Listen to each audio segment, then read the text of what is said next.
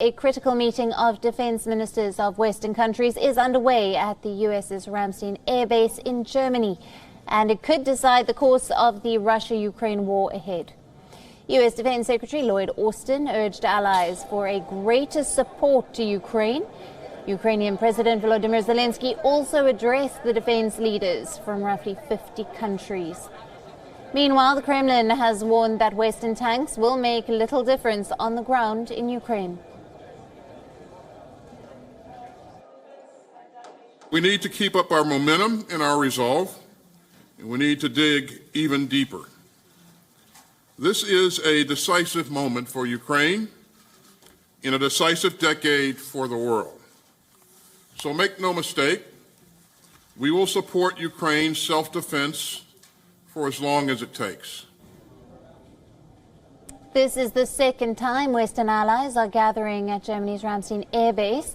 The first meeting ensured a continuous flow of security assistance to Ukraine. At the center of the meeting today will be the West's assistance to Ukraine to confront the Russian forces. It could either give Ukraine the decisive military support to achieve military victory or continue the usual limited defensive assistance, which would at best entrench in the war in a way reminiscent of World War I.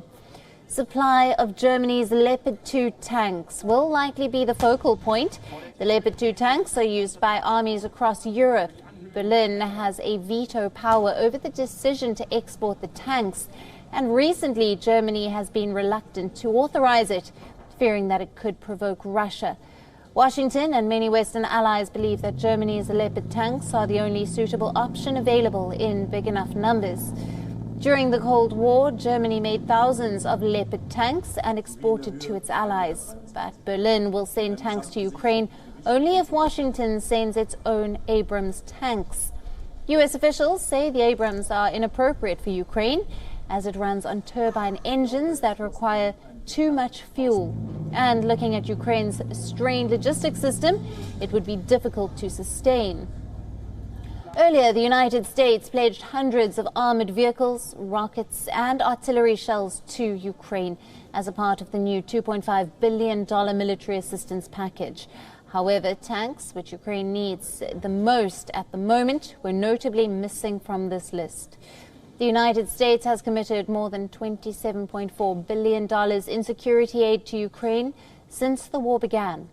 The latest U.S. package includes 59 Bradley fighting vehicles, 90 Stryker armored personnel carriers, 53 mine-resistant ambush-protected vehicles, and 350 high-mobility multi-purpose wheeled vehicles. Britain plans to send 600 Brimstone missiles to Ukraine to support the country in its fight against Russia. The UK has agreed to provide 14 Challenger 2 tanks to Ukraine. Other than tanks, Ukraine has received other forms of combat vehicles.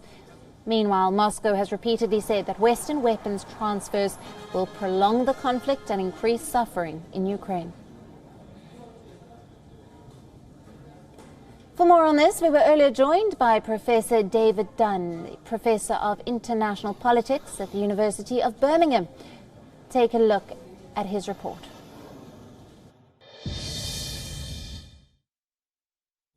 Yeah, the tanks are absolutely crucial to break out of the stagnation that we have in this conflict so far, whereby there are trenches and dug-in lines that make any breakthrough from that difficult, unless you have the mobility that tanks and armored vehicles give you for the ability to outflank and to maneuver round fixed lines like this.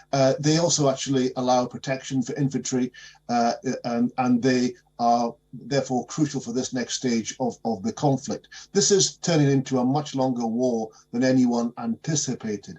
And what we need is now, what Ukrainians need is now the ability to maneuver and to actually upscale in terms of the weapons they have in order to make a difference and break through and actually get away from the stalemate. WION now available in your country. Download the app now. Get all the news on the move.